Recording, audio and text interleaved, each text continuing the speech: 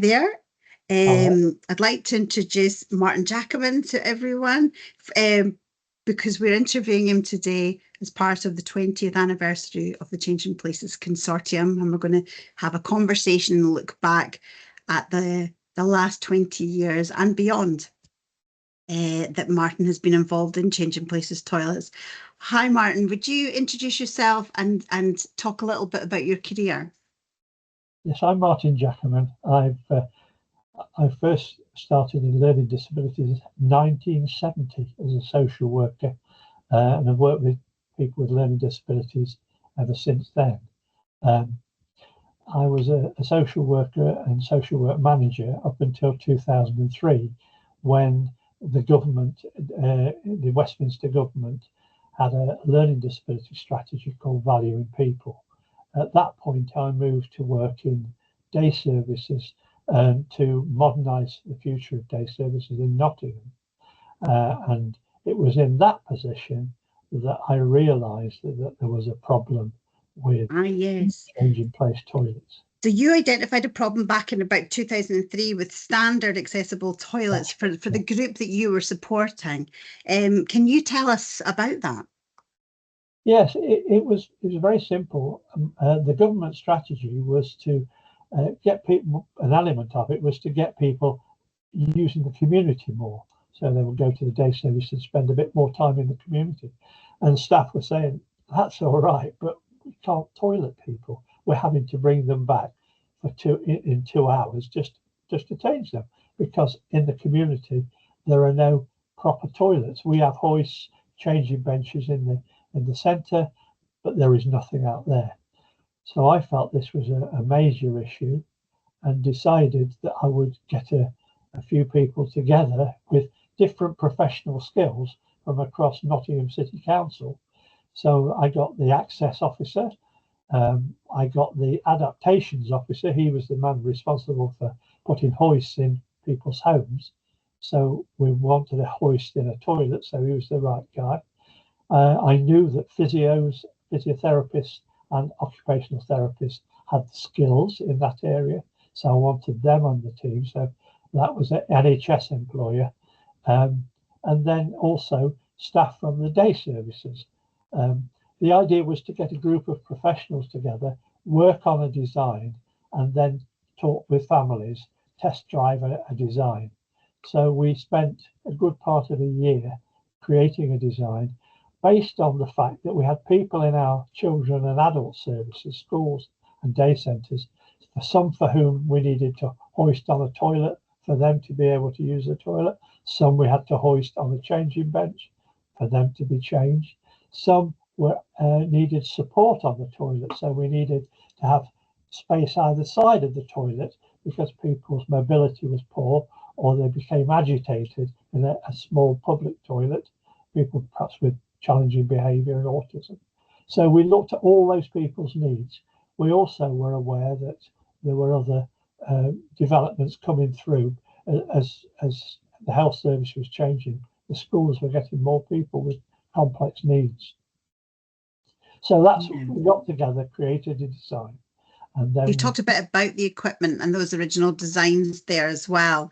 So when did you discover that other people were working on a solution to the same problem and that you weren't alone in this? That's right. Well, once we got a design together, one of the things our aim was to persuade Nottingham City Council to include it in plans that they'd already got for new public toilets in the city centre.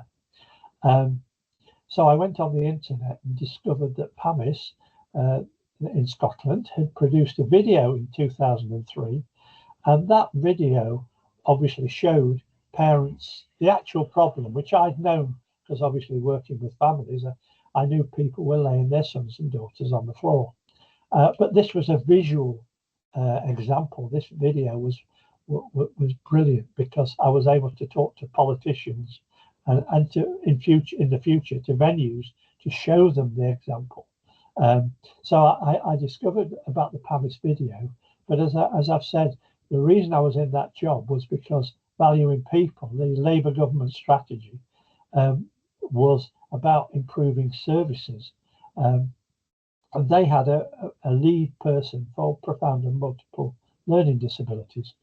I was also aware that Beverly Dawkins at MENCAP, the new lead, was also concerned, and that Beverly and the late Loretto Lamb, who was, probably the one person who started this major drive, Loretto and Beverly were keen to know more about this work that I was doing.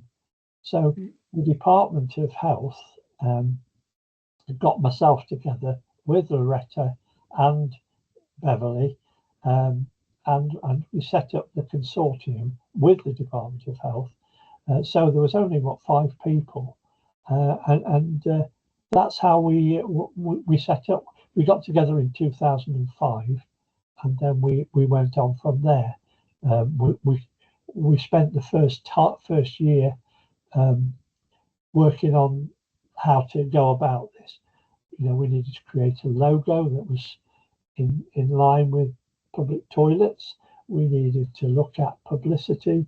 We needed to find out who do we need to talk to, because to be honest, none of us knew how you get. We wanted it in the building regulations, but how you get from A to B. Yeah. So how did you start that journey into going from a design and a consortium into these toilets being installed? Well, we realised that we had to work at different levels. The consortium itself was 3 layers. There was the Department of Health, so that was Westminster government, and the Scottish government joined it. So there was those 2 central government. Then I was Nottingham City Council, and so that was matched by Dumfries and Galloway. And then we had MENCAP and PAMIS. The idea being that we were working at different levels. It's local authorities that were going to be key to be persuaded if we were going to have them all over the UK. So that was important. And we launched the actual consortium in July 2006 at the Tate Modern. And that was a pretty important milestone. And we also decided that we needed to work at various levels. So we had to work with statutory bodies, so central government, because they were the ones responsible for the building regulations. We were advised that we needed to change the British standard first, and that we had to work with that body in order to change the British standard, and then get that as a marker. But the most important advice from the chief architect from the government was to go out there and persuade venues and get the design into as many places as we can. And I know by 2007 we had 70 such. They weren't necessarily meet today's standard, but they all were similar. Some met the design, others were 7 square meters, so a bit smaller. Okay. So we had to have them. We also had to work with the toilet industry, so that meant suppliers, Loo of the Year, British Toilet Association. So the toilet world knew we were around and what we were trying to do. And of course, we had to develop a proper campaign and engage with parents and carers and people who need this service. Yeah. So what did it mean to you when toilets started to become part of building regulations in the UK? Well, it meant a lot. I mean, it was a long journey. We had to, as I say, persuade people. It meant we had to get into the culture of society, if you see what I mean. So we had to get some wins ourselves. These, on a personal level, this was persuading, for example, the first motorway service station. There's quite a story behind that, which we haven't got time for. But persuading the East Midlands Airport. And once you've got one, things rolled on from there. What personal stories have touched you the most over the years? I think the personal stories, there's so many of them. I think when we put it in the Nottingham city centre, I had a family contact me to say that they'd been involved in the consultation because the design was run past several carers in an open event. And this family contacted me to say, this morning we've been in Nottingham, we spent the morning shopping, we've had lunch, and we've been to the theatre in the afternoon. We've never been able to do that. My daughter is now 10, and being as a family, the person who really benefited from that was the sister, who's had a lifetime of, well, we've got to go home now because sister needs changing. But the other story that I'll never forget was the family from the Midlands who said, because you put a change in place toilet in the welcome break at Gordano Services near Bristol, my daughter has been able to visit her grandmother on her 100th birthday in Cornwall. So those two stories. Fantastic. Really changing people's lives. Oh, definitely. Have you any concerns for the future, and what have we learned over the years? Well, what I've learned is that a group of people with the right aims and objectives who can work together. I mean, this has not just been the consortium as it is today. We started off with 6 people, and we've had a load of others come and be part of that. But it's shown me that ordinary people with the right approach, being passionate and persistent, and realizing that this is about dignity and injustice. And I've also learned that to get the evidence together, in this wasn't just about people with profound and multiple learning disabilities.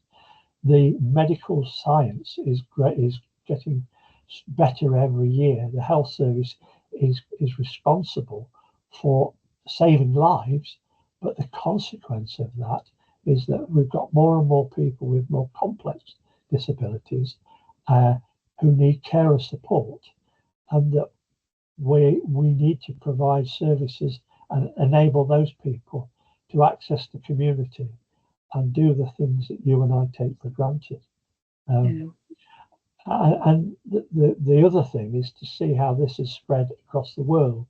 For me to see examples in Australia and Scandinavia and all over Europe now, and other parts of the world, that this is a growing issue. So to see that what started as Loretto doing a video and campaigning, and me doing my bit, that together, with support of government, we can move mountains. As for concerns for the future, it does concern me that our role has also been to be a bridge between campaigners and support campaigners, but also work with government. My concern is that without any funding, the future is a bit bleak. And if we weren't there, then how does the people who need this, how do they get pressure on the government? How do they monitor standards? How do they persuade future venues? Is it something that at the moment, yes, it's in the building regulations, but we're also finding little examples where people are trying to get around the building regulations. And we have in the past been able to alert politicians and venues and give them guidance. Without that role, I'm a bit concerned that standards could drop. But I have to be positive. A lot has been achieved before, and I'm sure that when I'm gone, and those of us that are involved now, that there will still be people out there who'll pick up the mantle and move it forward. It's a lot of passionate people that will continue. Martin, that has been absolutely fascinating. Thank you so much for answering all our questions and being part of the celebrations of the 20th year of the consortium. Thank you so much. That's been absolutely excellent. Well, it's been a pleasure. And as I say, I was 54 when I started this. I'm now 70, almost 76. So I've had a few grey hairs since then. It's been an absolute amazing journey. Yeah. And we should all be very proud of what we've achieved. Oh, 100%. Absolutely. You made such a difference to many people's lives. Thank you very much. I'll stop the recording now.